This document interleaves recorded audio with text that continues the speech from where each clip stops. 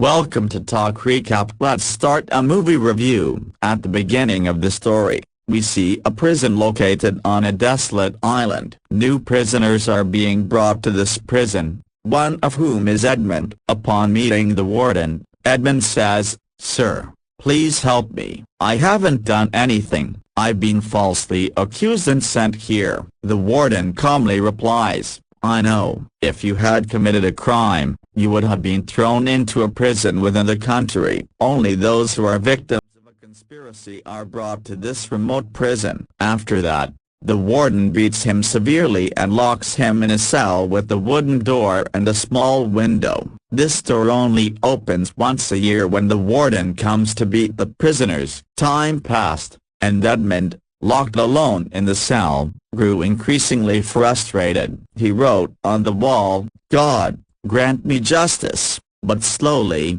after 12 years in the prison, his faith in God began to fade. He felt that he would remain here forever. But one day, suddenly, the ground beneath his cell started to shake. Edmund, terrified, thought it might be a ghost. After a brief period of panic, he realized that a person was emerging from the ground. This person was a fellow prisoner named Abe, who had been digging a tunnel for the past 5 years. Through an unexpected twist of fate, his tunnel had reached Edmund's cell. With Abe's arrival, Edmund found someone to talk to, as he had begun to lose his sanity from being alone for so long. Abe eagerly invited Edmund to his room. When Edmund entered, he was amazed to find that Abe's cell was different from the others. It looked more like a hotel room, with chairs for comfort and shelves filled with books. Abe promised Edmund that if he helped him with digging the tunnel,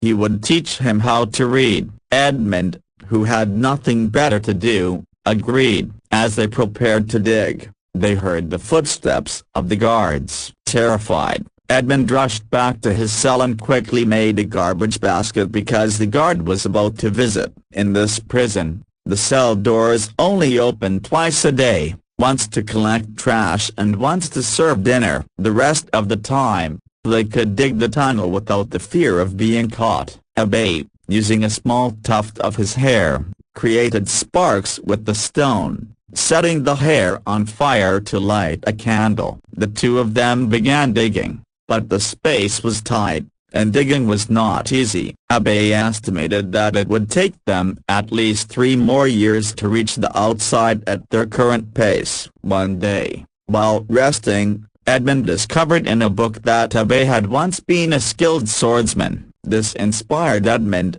who insisted that Abe teach him swordsmanship. Abe agreed, teaching Edmund that speed was the most important skill for a warrior. Abe also demonstrated a technique using the drips from the ceiling. He passed his hand quickly through the drips without getting wet and told Edmund that once his hands became fast enough, he would be a great warrior. Abe resumed digging while Edmund practiced. After a few months, Edmund's swordsmanship improved dramatically, and Abe recognized that Edmund had become even better than him. One evening, during a conversation, Edmund learned that Abe had once worked for a wealthy family, but Napoleon had imprisoned him for information about their treasure. This infuriated Edmund, who realized that he too was imprisoned because of Napoleon's deceit. As the tunnel progressed, they grew closer to freedom. One day, the tunnel reached the roots of some plants,